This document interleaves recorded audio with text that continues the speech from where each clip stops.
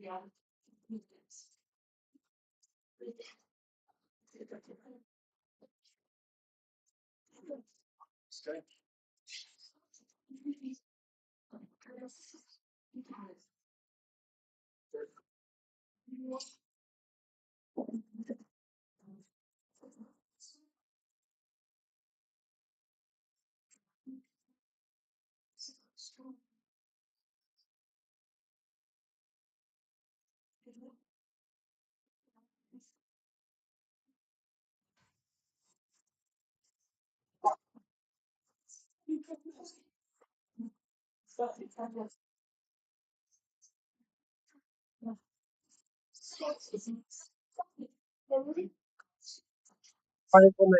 you ready? Just 5 minutes, just to sense.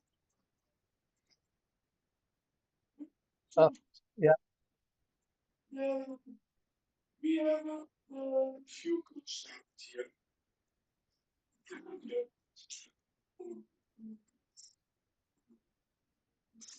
Farm is coming to and going to leave Scott all of it.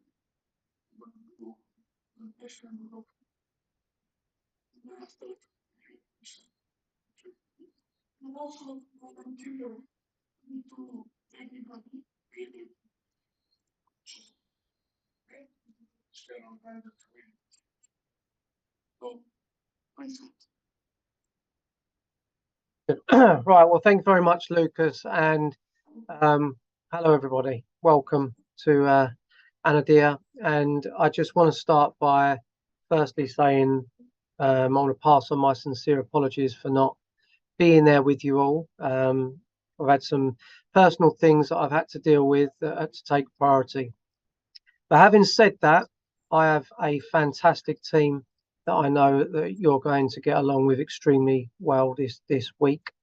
We've spoken a lot in detail about what we want to deliver, but ultimately, around that structure, I want you guys to tell them what you need so that we can deliver the best service we can for you guys. And it's going to be a fantastic week. I see the weather looks pretty good. Everyone been sunbathing already? Yeah, good. Right, so I'm going to just jump onto the presentation so I can let you know what you're going to be expecting through the week. Now, this isn't my forte, so you may have to bear with me for a second. Right, how's that? Working yet? yeah.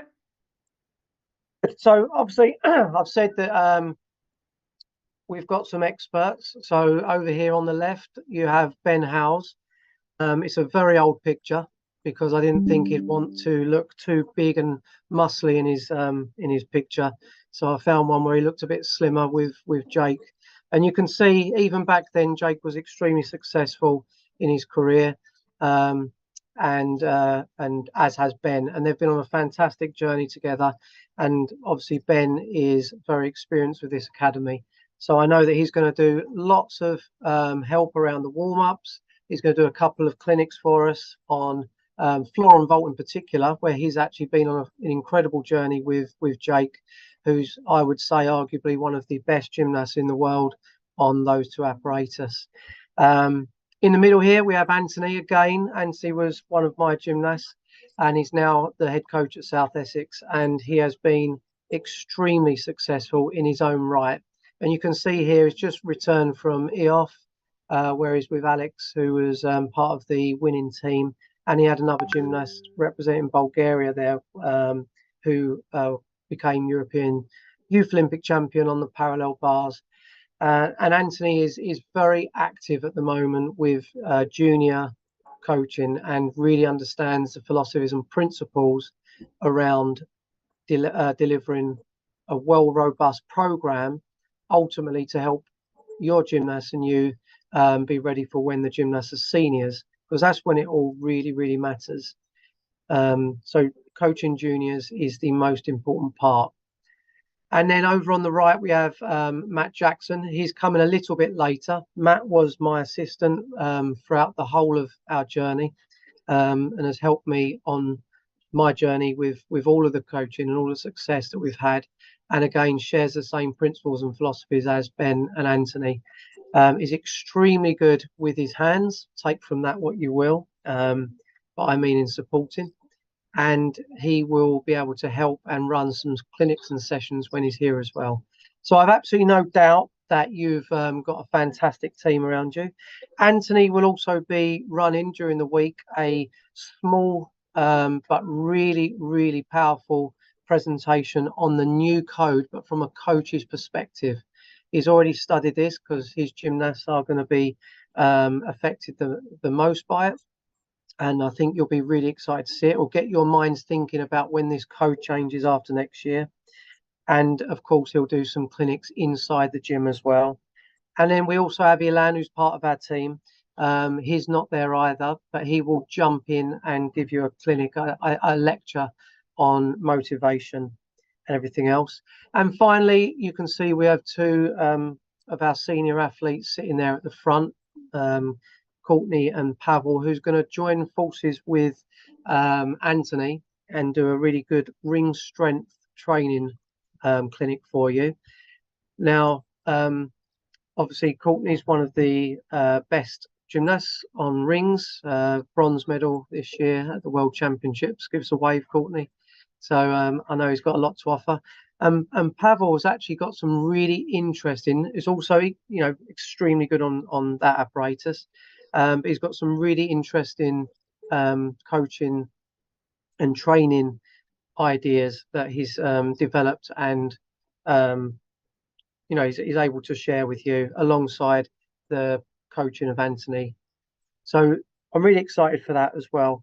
And of course, like I said, for you guys, I want you to ask questions as the week goes on, especially for Saturday, which is the last day. Try to think about what you want from the camp and what you want from the course, and the guys will develop it. They'll contact me, we'll share some ideas, and that will be in place for you so that you can get the very best out of this week. So I just wanted to do a little bit of a presentation quickly. It won't take too long, but for me, over my journey, something I've realized is it's not always about how technical you are as a coach and about what you know. It's not about the code of points. It's not about the judging. All of those things are important, and it's very, very important that you know what you're doing and why you're doing it. But for me, it's about the relationship with you and your athletes. It's about how you're going to get the best out of them, but also how they're going to get the best out of you. It's a team. And I just want to talk a little bit about that dynamic and cover a few bases. And the reason I want to do that now is because I want you to think about this in the back of your mind as you go through this week. So I want you to think about your principles of coaching. Now, it's very easy for everybody to say, my principle is fair and equal opportunity, or hard work and good ethics. But I want you to think deeper than those top line messages. What is it that you're trying to get out of your coaching journey, and what is it the athletes are trying to get out of it, and what really does make the difference? And that's what I want you to think about as you're going through this week. So up here on the screen, I'll read it out so you can all hear it as well as see it. Your coaching style will be the fundamental difference between getting good results, being successful. I mean, you're all here, so you all want the same thing. And you're getting those good results because you're really working hard. Your gymnasts are talented and they work hard. And you're in the gym and you're pushing them. And the difference between that and you and your athletes reaching your full potential through a safe and aligned approach. And this will include your planning around skill development and competition, where all of that clever work that you're doing in the gym should be reflected in your preparation leading up to any of those events. Now, of course, throughout all of this, the driving goal should be to build the confidence in the coaches and the gymnasts so that everybody is motivated to be the best they can be. Because on any coaching journey and on any athlete's journey, there is going to be moments of real demotivation or feeling lost or feeling confused. And that's where you've got to get this alignment right and help each other. Opportunity is absolutely key. And as coaches, we're the ones that need to create that opportunity, not suppress it, not suppress that opportunity because we think we know what's best when we don't. But as a group, as a team, as a dynamic between athlete and coach, you will work out what's best for each and every individual. And you've got to remember that this is a journey the whole way through. So what should we do when we're coaching? I've written down some key questions that people ask me. What really is coaching? What is it fundamentally? What are we trying to achieve? What are the non-negotiables? What don't we want to deviate from? Where are the flexible areas? How do we decide on what to do? Especially when we're working with juniors, like how do we decide what to do? And how do we decide how many to do? How many repetitions and when to do them? How many hours should I train? How much conditioning should I do? What do we do when things aren't working? How do we know if we're getting it right? How long do we do routines for when we're preparing for a comp? How should I be as a coach, especially when faced with challenges? Should we look at resting and recovering, or is that not training properly? A good example of that is Courtney out there at the moment. This is a bit of a rest and recovery period for him, only for a few days though. And should everyone do the same plan?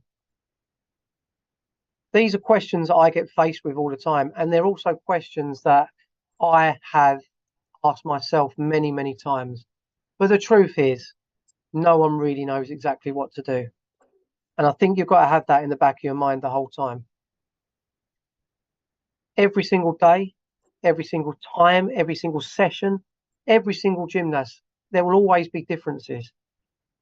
There'll be different needs, injuries, illnesses, stresses, external pressures. And each time there's going to be different variations of training days. You might have the most amazing plan written out on a piece of paper, but when your gymnast walks through the door, you might need to just screw it up and throw it in the bin and be okay and comfortable with that. Your group or your team will all be at different stages and their needs in different competitions at different levels. And there is likely to be lots of failure as you build, but we're going to talk about that because that is key.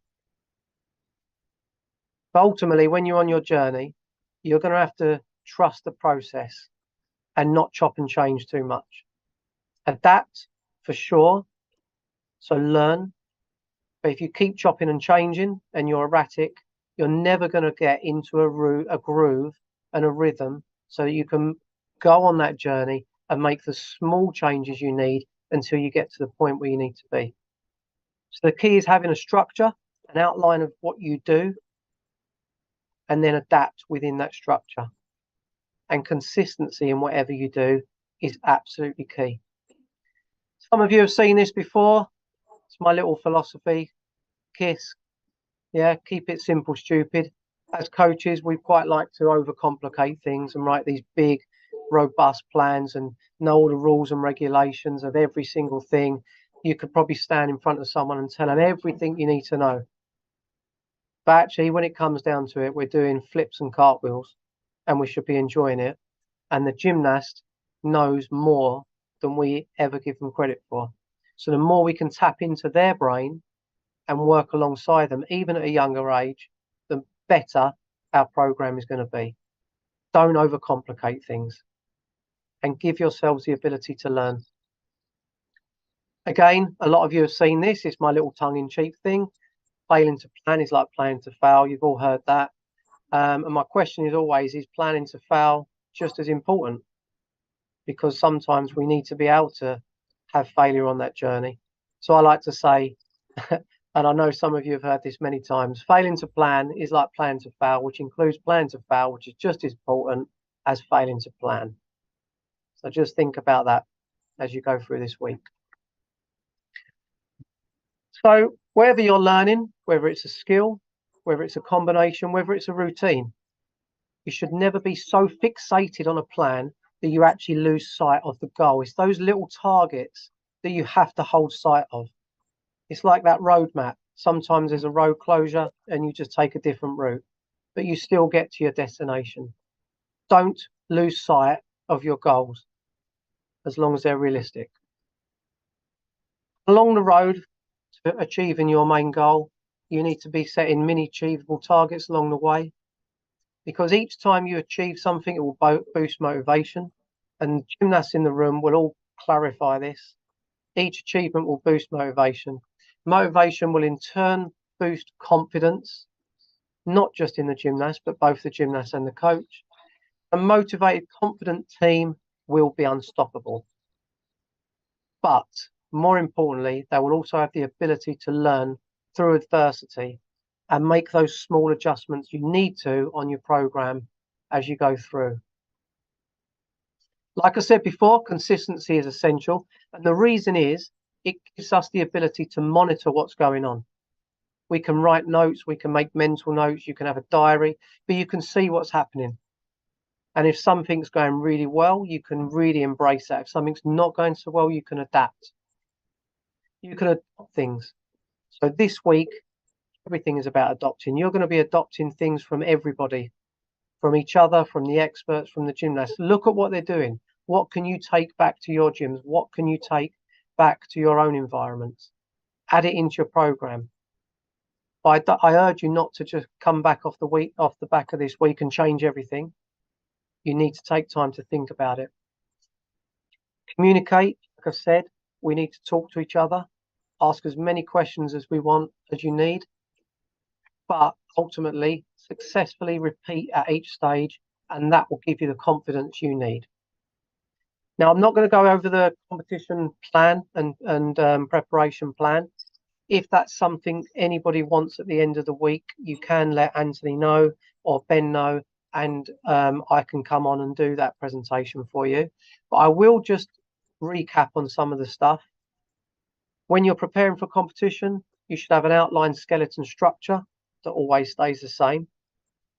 But you need to take an adaptive style of coaching, so you're not relying on numbers or a plan. You need to look at what's in front of you and adapt throughout.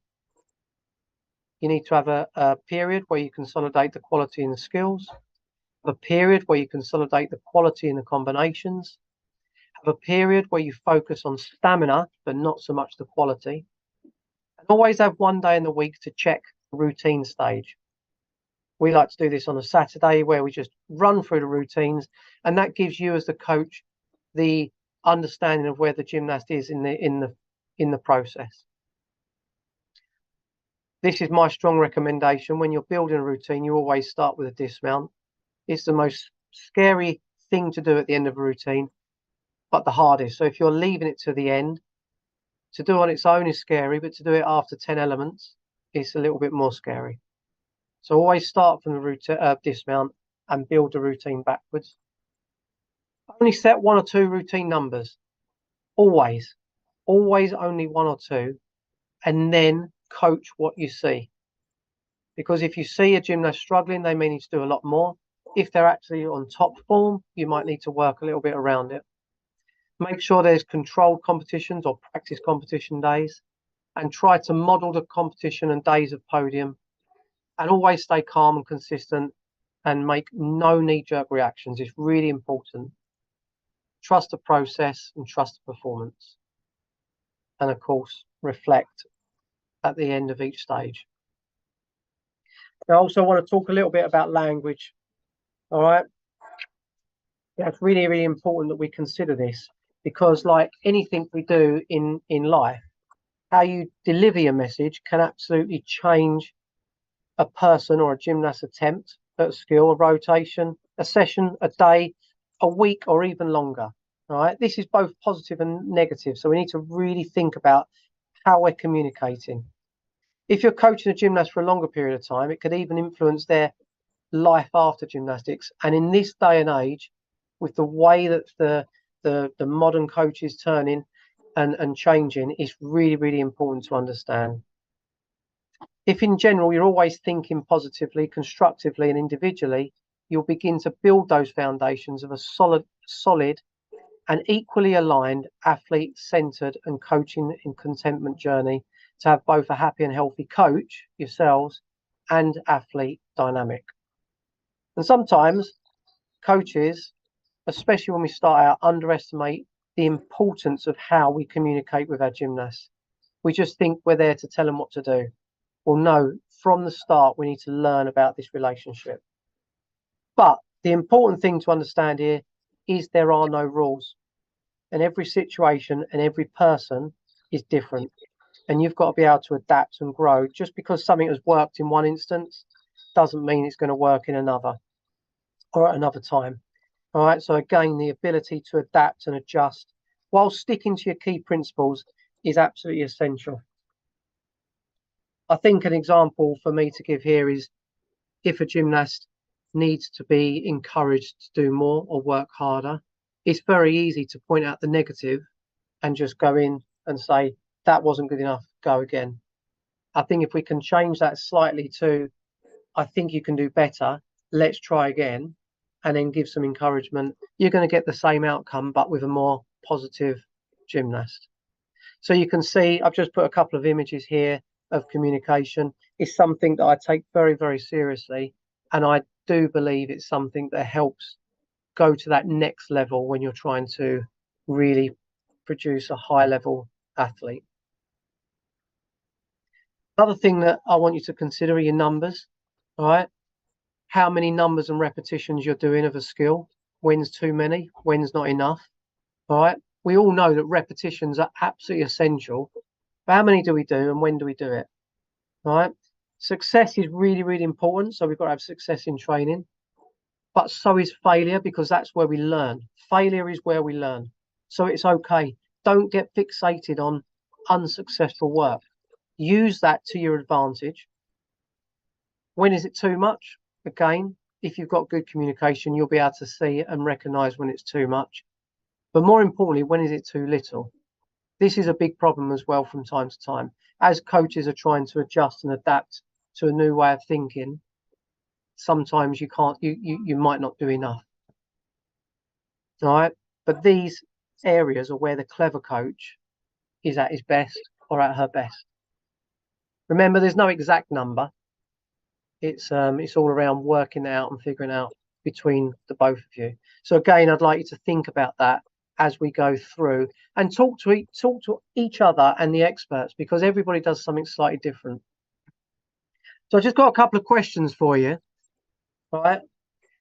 The first question is, a coach sets out a number of 10 reps for a gymnast to complete. The gymnast completes 3 full successful attempts at the skill or whatever you've asked them to do with small errors, but then fails 7 and completes the task. Has that gymnast succeeded or failed? And how do they feel? Any thoughts, anyone? So you're learning a skill, you ask them to do 10 because that's the number you've come up with. They make 3, but with some small errors, and then fall and fail 7 more. Has that gymnast succeeded in that session or failed? It's just an open question. Anyone?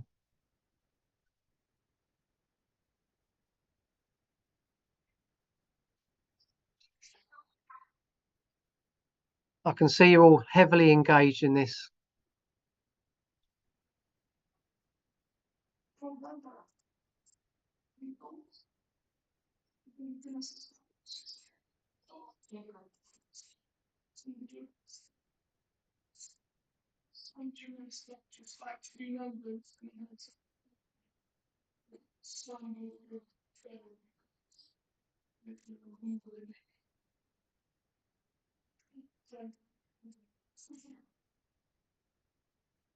Good.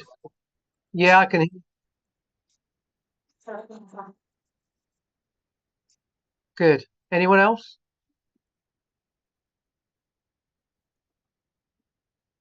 Okay, I'll ask another question.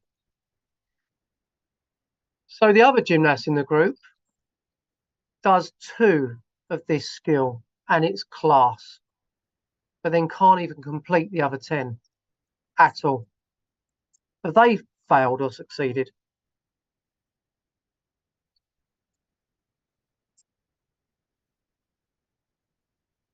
Anyone?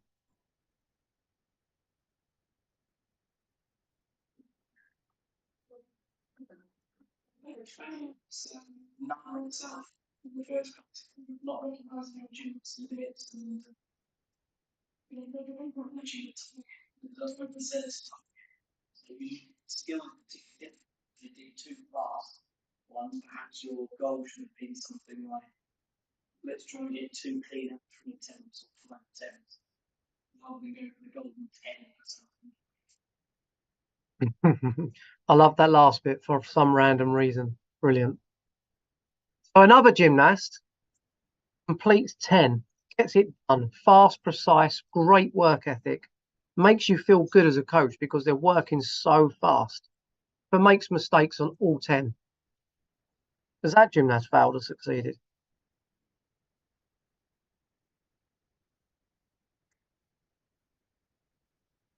There's no right or wrong answer. Anyone can shout anything out they want. Someone put their hand up then.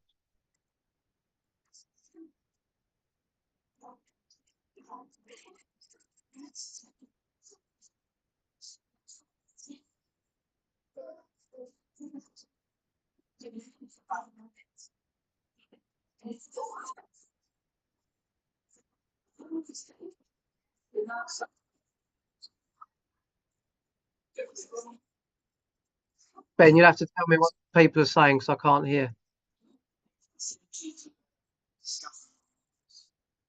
Okay, that's fine. That's fine.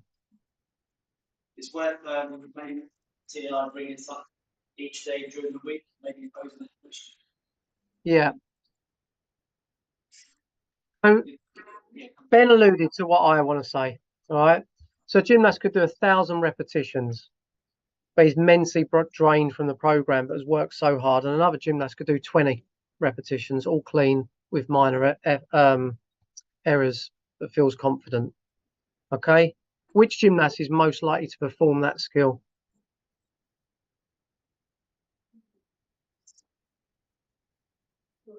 There's no right or wrong answer because everyone's different. And I think, sorry?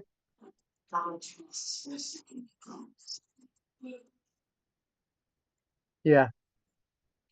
Now, the bottom line is, I think what I'm trying to say is when you're trying to teach a skill, if you set a target before you've even started, it's sometimes more demotivating or it can be motivating.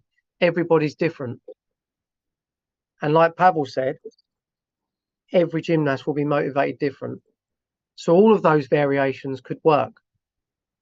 But there's no point in doing it for everybody the same.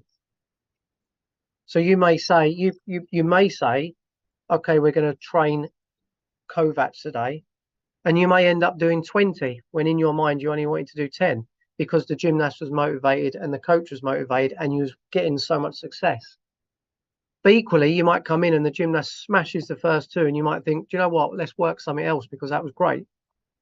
So it's having that ability to adapt and adjust throughout that's absolutely key. And if you set numbers before you've even started and before you've even read the room, it can backfire on you. So just want you to think about that. And again, some gymnasts, like Pavel said, would like to do 1,000,000 repetitions because that gives them the confidence. And other gymnasts like to do 1 because that gives them the confidence. As a coach, we've got to have the confidence in ourselves to learn about the gymnast and not be stressed when one does something different to another. Because as a coach, we love it when a gymnast comes in, they're motivated, they're respectful, they do repetition after repetition, but that doesn't always mean they're going to succeed. And you might get another gymnast who comes in, rolls around the floor and does nothing, but may succeed. It's about embracing everything and being able to enhance everyone's opportunity. So the golden question here is, can we ever guarantee a gymnast will perform or complete a skill at any given time? No, we can't. So we have to just give them the opportunity to get as close to that as we possibly can. All right. And we also have to build into our programs the ability for the gymnast to feel the gymnastics. Again, sometimes as coaches, and I've been guilty of this, is you've got an idea of what you want something to look like.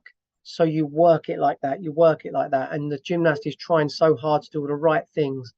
But actually, sometimes just letting them feel it, let them play, let them have a go. They'll work it out. And then you can work backwards and then try to learn that skill the way the code of points advises us to, because obviously we're in a judged sport. All right, we won't discuss that now, but Antti and Ben can keep asking you questions around the week. So my little formula is never set an amount unless it's a well-established skill and it's something you just need to check and balance every now and again, and then work on a lower number and then coach what you see. And you may end up coaching a lot more than what you thought you was going to in a session. You may end up doing all preps. That's okay too. Just because you've said on your plan, right, today we're going to do the full skill, and then you change, it's okay. As long as the target doesn't change, as long as you keep focused on the target. Focus on the key points. Don't give loads of feedback of every single little thing that went wrong. What is the absolute key? And then start to build on that. Read the gymnast. Right? If they're engaged and wanting to do more, go with it. Don't stop. If they don't, don't push them. Just trying to encourage them, but just think that you might not get something. And work only through, and this is the hardest bit, especially when gymnasts are going through puberty or going through a difficult time. You've got to try and work through inspiration, motivation, and encouragement. And that doesn't mean that we have to be soft. That doesn't mean that we have to be allow the gymnast to do whatever they want. It just means if a gymnast is motivated, they will do more. If you're telling a gymnast what to do, you'll always get them to do more when they're motivated than you will if you're just telling them. An athlete buy-in and mutual trust is absolutely key. So remember, it's okay to fall in training, failing your key learning opportunities. Allow yourself and your gymnasts the freedom to learn. Always have stages that you can go back to. Never just keep repeating and repeating and repeating. Right? That could end up with mental blocks. Just go back and do the stage before and then repeat until successful before you move forwards. And that will build your confidence to proceed. Don't ever be afraid to remove a skill or an element from a routine because it's a journey. It will happen. So reality check. Set large numbers before seeing the work. Give yourself the ability to move on or finish early. Do quality remedial work if the routine or the skill isn't sufficient at that stage. But also give yourself the ability to do more if there are breakdowns in the routine or the skill, but through clever, appropriate coaching, not unachievable numbers. I promise you, as coaches, you'll get more out of your athletes working on yourself like this than you will just on what is a good program, what is a good technique, what are the right numbers. If you're working on how you can get the best out of an athlete, you will get more out of your program and your career. And of course, follow the process. It's really important. Trust it. All right. And of course, yeah, we all know that gymnasts need choices. But this is the biggest one for me. Don't overcoach stuff. I know as coaches, we've got a vision and we know what we want to see, but sometimes that suppresses the gymnast journey. Just coach and move on. Don't overcoach. And of course, you all know this one. Hashtag find a way. Now, just before I move on and finish, Max asked me just to share a couple of these slides with you. Anti's got it on his phone. It's just a bit about some mentoring and some bits and pieces. If you're interested in having a look at that, chat to Anthony and he'll go through it. But it's a great little app and coaching aid for you and your gymnasts. It's got loads of little bits on it that you can access, some coaching tips, some master classes, and some bits around holistic coaching. Yeah. Okay, so are there any questions on what I've said or on the camp on the course? Anty and Ben, are you at the front as well? Yeah, okay, cool. Yeah, has anyone got any questions for any of us before we start?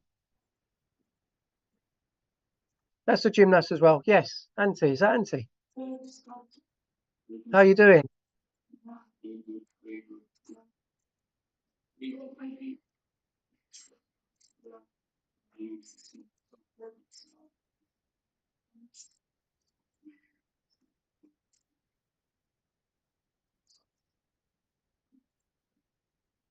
No problem. Anytime. If I'd have known, I would have done it in Finnish. But sorry, what was you going to say?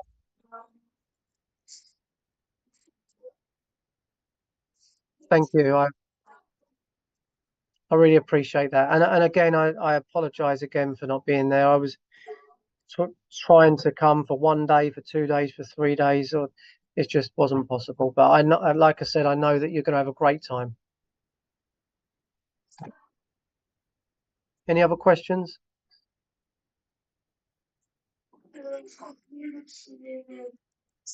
They have a lot of questions, but then to explain them for everybody. Sorry, of course, everybody has great questions. Maybe if you need something, like to so from Scott, Tony, Thomas, we are clear to help you. Then we unique. Best is during the week. We check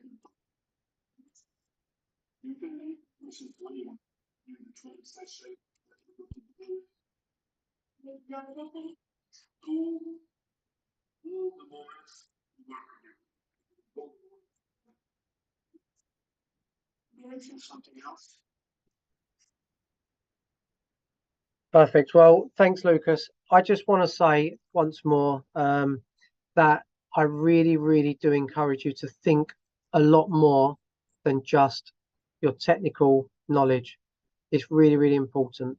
And have a fantastic week. Enjoy yourselves, enjoy the sunshine. I'm sure there'll be a day where you can go and socialize as well. I'm sure Lucas will put on an amazing barbecue. But please do ask Anstey, Ben, Matt, all the gymnasts here as many questions as you want. Get as much out of this week as you can. And all that's left for me to say is thank you so much for attending the academy. Apologies again that I'm not here. It really has been a difficult decision. But I look forward to hearing your feedback. And if there is anything you want, please do ask. But thank you very much.